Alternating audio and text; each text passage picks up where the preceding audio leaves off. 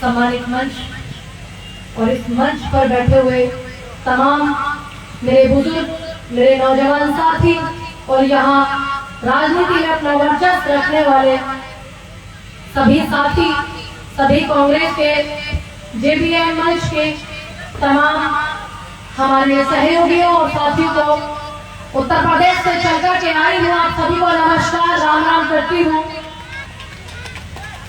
आज इस पावन धरा डुगरी जिले में जो आज इस प्रोग्राम को रखा है, मुझे और आपको मिलाने वाले एक ऐसी शख्सियत जो बहुत अच्छा नाम अपना वर्चस्व रखते हैं, हमारे प्रभात भाई जी, मेरी छोटी बहन आई हुई कात्यायनी जी, यहाँ पर इस इतने खूबसूरत प्रोग्राम को और मंच को सजाने वाले हमारे अध्यक्ष जेबीएम के डॉक्टर साजिद हुसैन साहब, अरुण तिवारी जी, अब्दुल मन्नान जी, रफीक उल इस्लाम, गणेश्वरी गोगोई मेरी बहन, मौसमी, इद्रीस अली साहब, सोशल मीडिया से रिहाना बेगम, सफीकुल इस्लाम साहब, और यहाँ इस हिंदुस्तान में अपना वर्चस्व रखने वाले एक ऐसे राज्य को मैं नमन करती हूँ जहाँ माँ कामाख्या और महामाया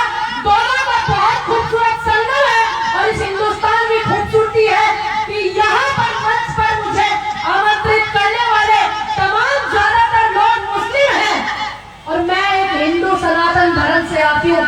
ये मेरे हिंदुस्तान की खूबसूरती है कि जहाँ लंगर लगाते हैं हिंदू और खाते हैं मुसलमान, और भंडारे लगाते हैं मुसलमान और खाते हैं पूरा हिंदुस्तान और हिंदू। ये इस भारत की खूबसूरती है। इस पावन धरा को मैं नमन करते हुए अपने शब्दों को आप तक पहुंचाने की पूरी कोशिश करूंगी कि बहुत सारी चीजें आज मेरे भाई में बता चुके हैं। हमारे नोएडा के महानगर के अध्यक्ष पूर्व शहाबुद्दीन जी ने बता दिया, यहाँ पर हमारे संचालन कर रहे बड़े भाई, उन्होंने भी बहुत सी चीजें बताई है। देखिए, यहाँ बात अगर होगी तो यहाँ हिंदू मुस्लिम की बात नहीं होगी, अगर बात होगी इस देश के हर मंच पर बात होनी चाहिए जनता की, क्योंकि ये जनता के वोटों से मुख्यमंत्री बनकर बैठे हुए हेमंता जी के बारे में बहुत सुना, बहुत सी वीडियो मैंने देखी कि ये वही व्यक्ति है जो स्कूटर पर बैठ करके घूमते थे, और आज उनकी जो मिसेज है बड़ी बड़ी लैंड ले रही है, और ये सब किसकी वजह से? ये सब आपका है, ये आपका, आप अपने आप को जगाना सीखिए। ये आपकी हक जरूरी है, ये आपका अधिकार है जो आप एक व्यक्ति को दिए जा रहे हो, क्योंकि नमो मशीन हिंदुस्तान में बड़ी खतरनाक है। नमो मशीन का मतलब है हमारे देश के पहले प्रधानमंत्री नरेंद्र मोदी, वो मशीन ऐसी मशीन है, जब कांग्रेस में हुआ करते थे हेमंता जी आसाम के सीएम, तो उन पर रोज जांचें बैठती थी, लेकिन आज नहीं बैठती, क्योंकि वो बड़े पवित्र हो गए हैं नरेंद्र मोदी मशीन में नहा करके। यही दोहरा चरित्र हिंदुस्तान की सरकार का है, चाहे वो आसाम की सरकार हो या डबल इंजन केंद्र की सरकार नरेंद्र मोदी सरकार हो। लेकिन आपको समझाने के लिए क्यों हर रोज मंच लगाने पड़ते हैं? देखिए, मेरे बुजुर्गों ने और आप लोगों से जितना मैं सीख पाई हूँ, वो इतना सीखा है कि जिसकी इंसानियत जिंदा है वो सनातन धर्म का है। ध्यान से सुनिएगा, जो आप लोगों से सीखा है मैंने, जिसकी इंसानियत जिंदा है वो सनातन धर्म से है, और जिसका ईमान जिंदा है वो मुसलमान है। तो आप क्यों अपने ईमान को साइड में करके वोट करते हैं? एक कीटाणु हमारे यहाँ पर भी है, एक ऐसा जो बीटी जिसका नाम लिया जा रहा है, हमारे यहाँ पर भी है। आपने सुना होगा साजिद जी, बैरिस्टर साहब, जो बैरिस्टर साहब काम करते हैं, सिर्फ यही काम तुम्हारे ढूंढी के सांसद करते हैं, बदरुद्दीन जी 15 साल से यहाँ से सांसद है, ना यहाँ कोई केंद्र विद्यालय, इतनी अच्छी व्यवस्था भी नहीं देख पा रही हूँ। आइएगा कभी आप, जब आपको हम जो हमारे नेता है सत्ता के, और हम लोग उनके साथ में किस तरीके से रहते हैं, ये व्यवहार आपको दिखाएंगे, तब आपको पता चलेगा कि आप क्या है, आपकी ताकत क्या है। यहाँ से जो सांसद है, क्या उस व्यक्ति को इतनी फुर्सत नहीं कि यहाँ की जो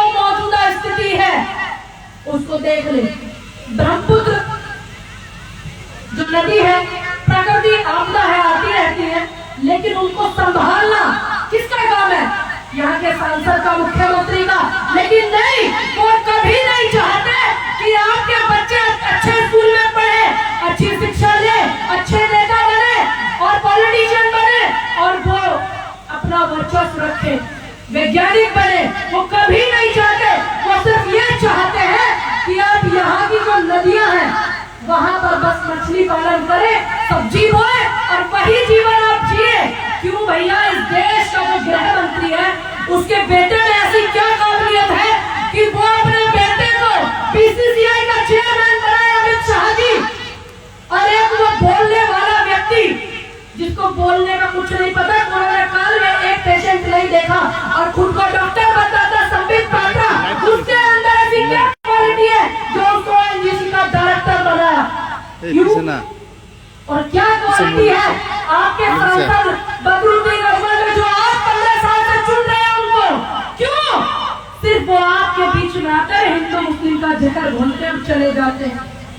आप मुझे बताइए, जो बदरुद्दीन जी है उनकी पार्टी में कितनी काबिलियत से, कितने अशफाकुल्लाह खान जी, कितने झांसी की रानी, कितने अंबेडकर, कितने गरीब अकबर, कितने एपीजे अब्दुल कलाम निकाले हैं? ये सवाल आप कीजिए यहाँ के 15 साल के सांसद से। क्या कोई पैदा किया? क्या मैरी कॉम पैदा की? या उसको आगे बढ़ाने में कोई योगदान है यहाँ के सांसद का? कोई योगदान नहीं है। सवाल कीजिए कि मिसाइल मैन सिर्फ अकेले एपीजे अब्दुल कलाम नहीं हो सकते। अगर उनकी सरकार, उनका सिस्टम, उनका सहयोग करे तो हर व्यक्ति एपीजे अब्दुल कलाम हो सकता है। ये मेरा मानना है, बिल्कुल पूरी जिम्मेदारी के साथ मैं कह करके जाती हूँ। मैं कह सकती हूँ गर्व से कि इस देश को जो सिस्टम चला रहा है, संविधान से ये देश चल रहा है, हिंदू मुस्लिम से देश नहीं चलने वाला है। ये सिर्फ आपको बोलते हैं और बोल करके चले जाते हैं और आप क्या करते हो? आप उनकी बातों में आकर सिर्फ अपने वोट का गलत इस्तेमाल करते हो। गलत, मैं बिल्कुल गलत बोलूंगी। 15 साल से आपने अपने वोट का सही इस्तेमाल नहीं किया। क्यों? जब एक पिक्चर बनती है, शाहरुख खान मूवी बनाता है और उसकी पिक्चर को बाइकआउट करने के लिए पूरा हिंदुस्तान का कुतुब लोग लग गया था, तो क्या बदरुद्दीन ने एक बार भी ये कहा था कि ये गलत है? कहा था किसी ने? यहाँ के सांसद ने कहा? नहीं कहा। और मैं जिम्मेदारी के साथ कह सकती हूँ कि इस देश में पिक्चरें जो होती है एंटरटेनमेंट के लिए होती है, मैं कह सकती हूँ। क्यों? क्योंकि मैं इस देश की उस पार्टी से आती हूँ जिसने न जाने कितने शहीद आजम भगत सिंह, सुभाष चंद्र बोस, आजाद गली गफ्फार, अशफाकुल्लाह खान, झांसी की रानी अहिल्याबाई होलकर, अंबेडकर, सुभाष गांधी, पटेल, नेहरू, न जाने कितनी शख्सियतों को इस हिंदुस्तान में मौका दिया है। मैं पूरी जिम्मेदारी के साथ इस बात को कह सकती हूँ। न जाने कितने प्रभाव, कितने साजिद, कितनी मौसमी, कितनी बहनश्री जो हमारी है, न जाने कितने ऐसे लोगों को मौका दिया है। परिवारवाद पर अगर बात करें, देश का गृह मंत्री, उसका बेटा ओएनजीसी का डायरेक्टर है, ये परिवारवाद है। देश का पूर्व रक्षा मंत्री राजनाथ सिंह जी, उनका बेटा विधायक है नोएडा से। न जाने कितने परिवारवाद। और अभी जिसकी बात कर रहे थे, जिसने घसीटा बेटियों को ओलंपिक में मेडल लाने वाली, न जाने वो कितनी इस देश की खूबसूरती और संस्कृति को बचाने वाली, हिंदुस्तान का नाम रोशन करने वाली तमाम वो मेरी बहन खिलाड़ी, उनके कपड़ों को खिंचवाने वाले और जिसकी वजह से खींचे जाने वाले, वो कर रहा है परिवारवाद। इसको कहते हैं परिवारवाद। क्या आज तक, जब से राजीव गांधी जी की हत्या हुई है, क्या प्रियंका गांधी जी को प्रधानमंत्री बनाया है गांधी परिवार ने, या कांग्रेस ने, या राहुल गांधी जी को बनाया, या सोनिया गांधी जी को बनाया? नहीं बनाया। क्यों? क्योंकि उनको कोई स्वार्थ नहीं है। वो किसके लिए लड़े? आपके लिए वो लोग लड़ते हैं। और आप लोग क्या करते हो? आप हिंदू मुस्लिम में आकर अपने वोट का बंटवारा कर लेते हो। क्यों? आप ये क्यों नहीं देखते कि मिसाइल मैन देने वाले एपीजे अब्दुल कलाम राष्ट्रपति, न जाने कितने ऐसे नेहरू, गांधी, पटेल, सुभाष, कितने ऐसे नाम हैं जो यहाँ मंच पर भी आप सामने देख रहे हैं। इन शख्सियतों को पैदा करने वाली कांग्रेस है। लोग कहते हैं कांग्रेस क्या है? आज जो सरकार बेच करके लूट करके खा रही है, मैं कह सकती हूँ कि ये कांग्रेस ने बनाया, ये कांग्रेस की देन है, ये कांग्रेस ने बनाया। और तुम क्या कर रहे हो? जितने यहाँ सामने बुजुर्ग बैठे हुए हैं, राष्ट्रीयकरण किया था इंदिरा जी ने, किस लिए किया था? देश के हित के लिए किया था। और आज मौजूदा प्रधान सेवक 18 घंटे देश का प्रधानमंत्री काम करता है। क्यों करता है? क्योंकि वो अपने दोस्तों के लिए काम करता है। अगर इस देश के लिए 6 घंटे भी कोई काम कर ले, तो ये हिंदुस्तान जो 70 साल में यहाँ पहुंचा, आज शिक्षा, IMT, एयरपोर्ट, नहरें, नहरें, कितना विकास, सब कुछ कह सकती हूँ मैं, गर्व से कह सकती हूँ, जिम्मेदारी के साथ कांग्रेस ने यहाँ तक पहुंचाया। जितना 70 साल में बनाया, संस्थाएं न जाने कितने सिस्टम। और सबसे बड़ी बात, इस हिंदुस्तान की संस्कृति और इस हिंदुस्तान की खूबसूरती, यानी कि हिंदुस्तान में जो रहने वाले हिंदू, मुस्लिम, सिख, ईसाई, बौद्ध, जैन, पारसी है, उनको संजो करके गुलदस्ते में रखा है। ये कांग्रेस है, ये हिंदुस्तान है। हिंदुस्तान एक गुलदस्ता है, ध्यान रखिएगा, जिसमें सभी फूल वास करते हैं।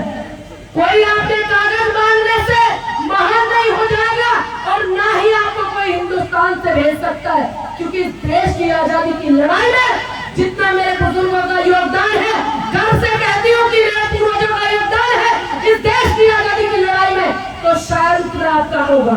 अगर आपका है तो ऊपर हाथ उठा के मुझे बताइए कि देश की आजादी की लड़ाई में क्या आपके पूर्वजों ने लड़ाई लड़ी? अगर लड़ी है तो हाथ ऊपर कीजिए, नहीं तो मैं समझूंगी कि मैं बेवजह इतनी दूर दिल्ली से चल कर के आई हूँ। लड़िए ना लड़ाई, तो इसके अपने हक के लिए लड़ाई लड़िए। क्योंकि आज देश में ही नहीं, आपके प्रदेश असम में जो सरकार बैठी हुई है, ये वो व्यक्ति बैठा हुआ है जिसकी हमारे यहाँ पर सिर्फ इतनी वैल्यू है।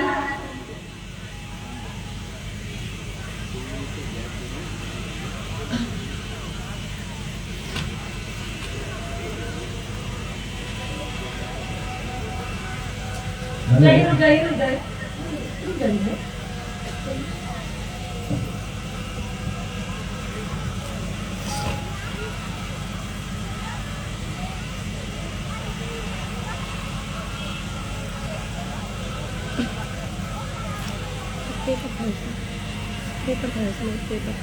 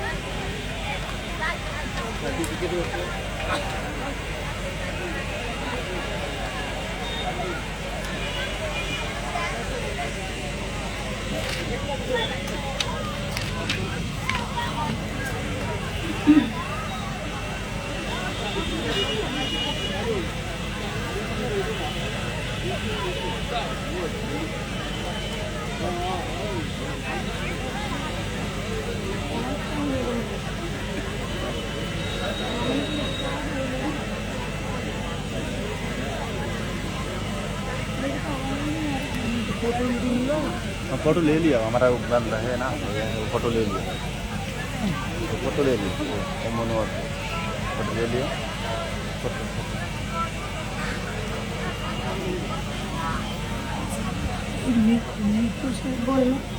इसमें आता है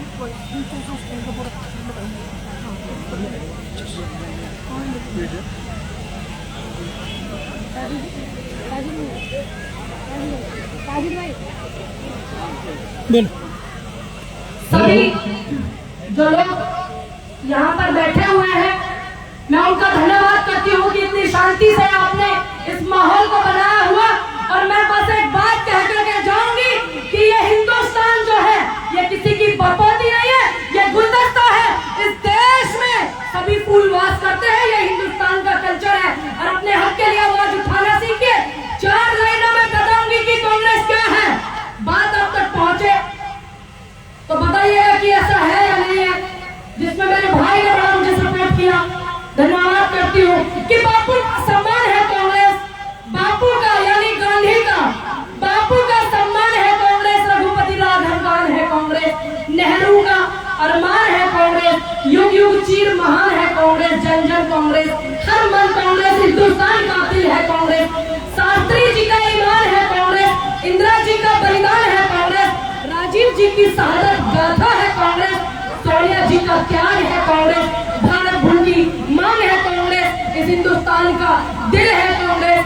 अभी हम जो बैठे हुए थे शांति से, अभी बैठे थे ना 2 मिनट के लिए कि भोर की मिठिया जान है कांग्रेस, पगड़ी का अभिमान है कांग्रेस, ईश्वर का वरदान है कांग्रेस, जन जन कांग्रेस, हर मन कांग्रेस, हिंदुस्तान का दिल है कांग्रेस, खेतों में किसान है कांग्रेस, मजदूरों की मुस्कान है कांग्रेस, अग्नि का निर्माण है कांग्रेस, मंगल तक उड़ान है कांग्रेस, भारत की पहचान है कांग्रेस, जन जन कांग्रेस, हर मन कांग्रेस और हिंदुस्तान का दिल है कांग्रेस।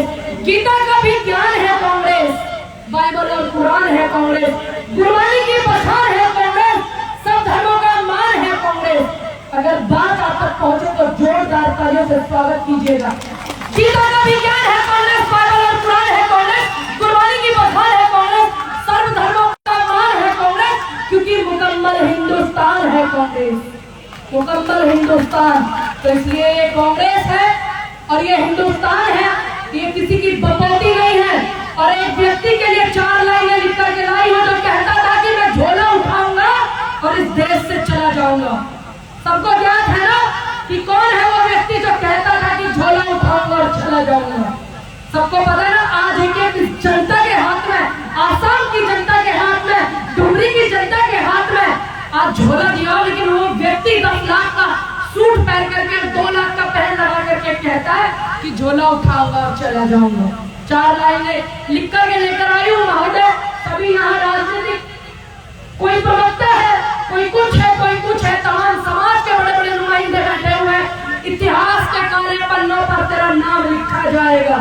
इस देश के प्रधान सेवक का नाम सिर्फ इतनी सी लाइन में खत्म हो जाएगा कि था एक तानाशाह जिसने इस हिंदुस्तान में तबाही मचाई थी और हिंदुस्तान के कल्चर को खराब किया था, हिंदू मुस्लिम कराया था और न जाने कितनी बेटियों को नंगा घुमाया था। आपके पड़ोसी राज्य मणिपुर की बेटियों को नंगा घुमाया था और वहां डबल इंजन की सरकार है।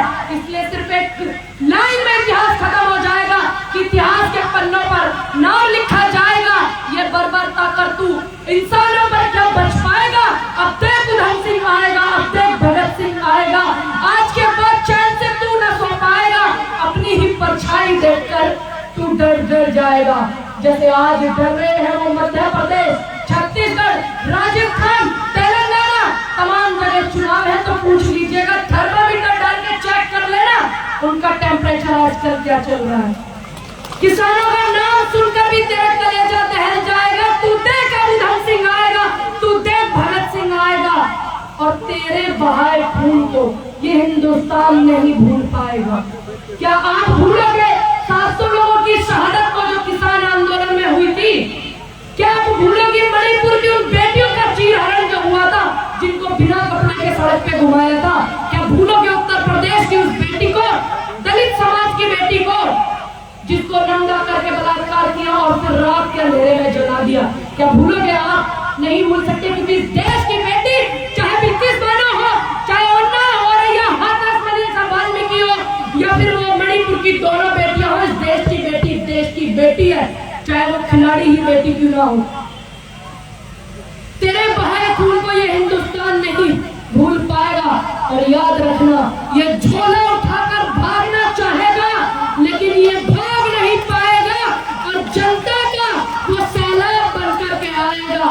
तेरा जो अंजाम होगा उसे देखकर हिटलर भी अपनी कब्र में से कब आएगा। तू देख अबू धन सिंह आएगा, तू देख भगत सिंह आएगा, तू देख झांसी की रानी आएगी, तू देख अम्बेडकर आएंगे, तू देख गली गफ्फार आएंगे, तू देख APJ कलाम आएंगे, तू देख इस हिंदुस्तान में सैलाब आएगा। 2024 में अपने नेता राहुल गांधी को, प्रियंका गांधी को, मल्लिकार्जुन खड़गे को मजबूत करने का काम इस देश का एक एक कार्यकर्ता, इस देश की एक एक जनता करेगी। क्योंकि 10 सालों से जो झेल रहे हैं ना हम और आपने सभी ने सुना होगा, जय जय भगवती नमो वर्दे, जय जय पाप विनाशनी नमो वर्दे, ये हम स्कूल में सुनते थे, सभी लोग पढ़ते थे। रघुपति राघव स्कूल में पढ़ते थे, सभी लोग पढ़ते थे और हम लोग आपस में गाते थे। ये हिंदुस्तान का कल्चर था। आज इन्होंने इस कल्चर को खराब करने का काम किया है। आज पर हमारा जिम्मेदारी है, जब हम दिल्ली से आकर के, पूरी टीम दिल्ली से आकर के यहाँ पर आपको जगाने का काम कर सकते हैं, तो आपको भी जागने का काम करना पड़ेगा। नहीं तो न जाने कौन जुल्मी आ जाए और आपको अपने पैरों के तले रौंदने का काम करेगा। ये ध्यान रखिएगा आप लोग कि इस हिंदुस्तान में न जाने कितने ऐसे तानाशाह हुए थे कि वो लोग चाहकर भी कुछ नहीं कर पाए थे, और ब्रिटिश सरकार, अंग्रेजों की जो सरकार थी, वो भी कुछ नहीं कर पाई थी। इस हिंदुस्तान ने उनको भगाने का काम किया, इस हिंदुस्तान ने उनको जगाने का काम किया, जनता को जगाने का काम।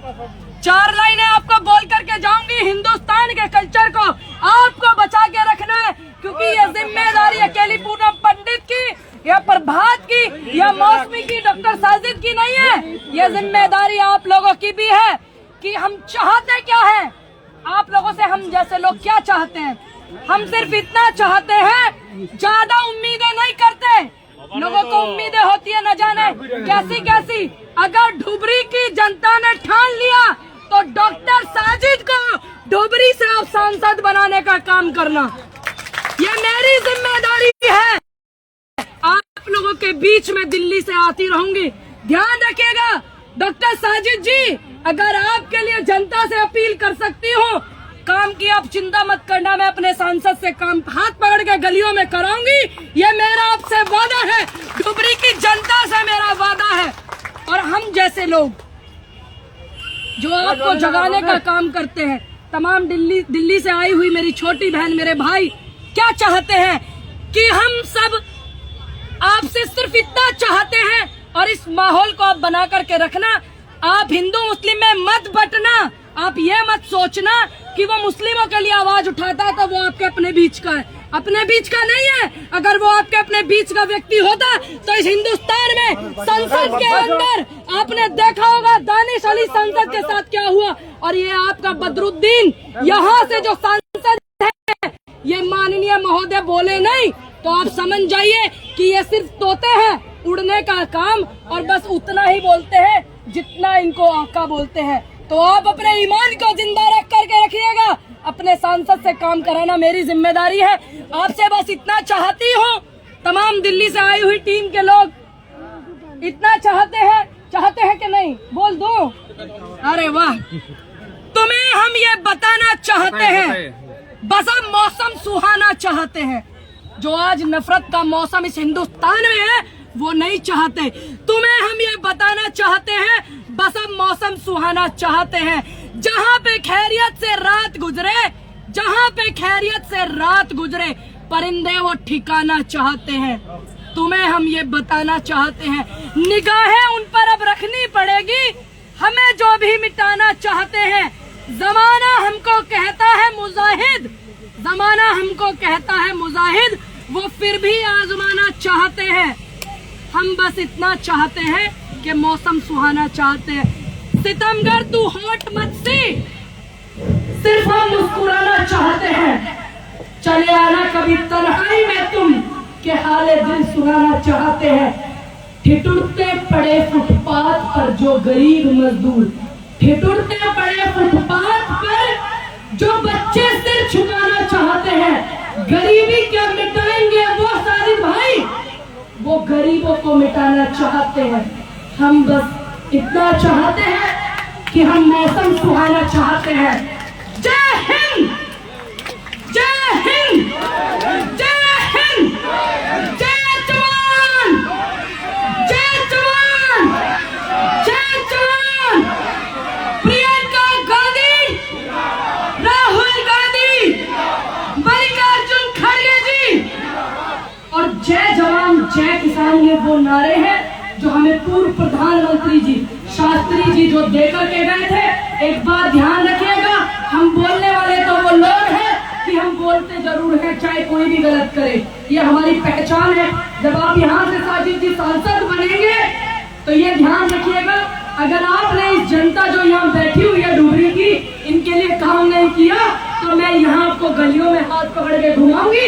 ये मेरा वर्चस्व है, ये जनता जानती है कि अगर मैंने किसी के लिए वोट मांगा है तो मैं काम भी कराना चाहती हूँ। 2024 बहुत निकट है, अगर कुछ कमी बेसी या मेरे शब्दों में कोई चूक रही हो, आपके दिल को जरा भी क्षति पहुंची हो तो आप मुझे क्षमा कीजिएगा।